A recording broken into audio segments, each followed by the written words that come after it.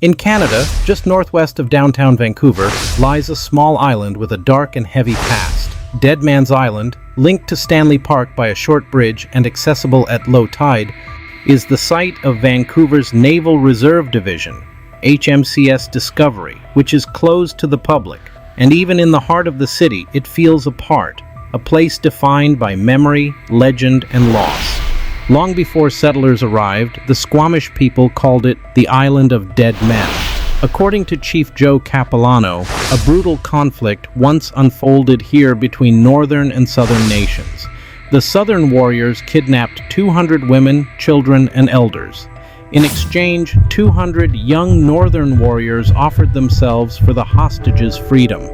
They were killed immediately.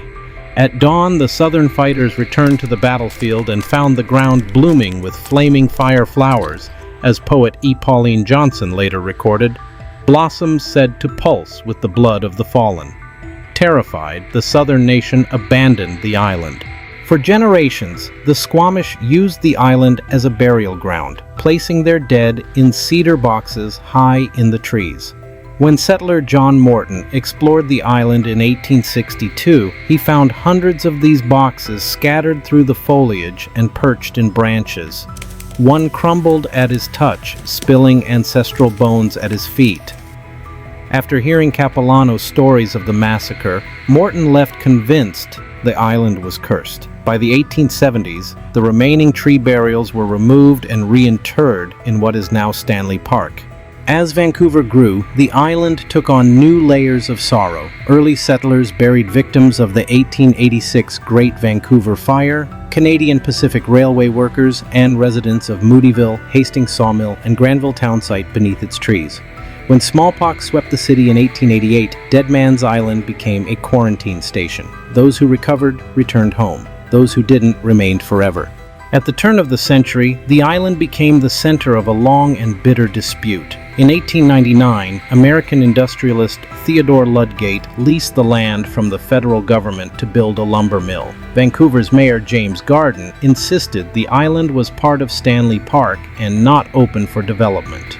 On April 24, 1899, when Ludgate arrived with 30 men to begin logging, Garden was already there with nearly the entire police force. Ludgate was arrested, though he returned repeatedly over the years. Police who camped on the island in 1909 claimed they heard rattling bones and shrieking spirits warning them away, a story later retold with a wink but rooted in the island's grim reputation. Ludgate eventually won his legal battle in 1911, but he failed to meet the terms of his lease and the island reverted to the government in 1930.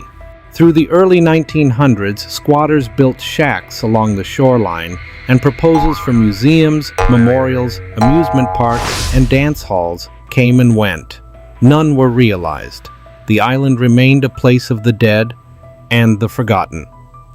Everything changed on November 1, 1943, when the HMCS Discovery was commissioned and moved into the newly constructed naval barracks on Deadman's Island, a naval reserve division still active today. Though the island is closed to the public, reservists have long whispered about strange encounters. Footsteps echo in empty rooms. Furniture scrapes across floors where no one is stationed. Disembodied voices drift through building number 1. Some have seen a pale glow weaving through the trees, sharpening into the outline of a human figure.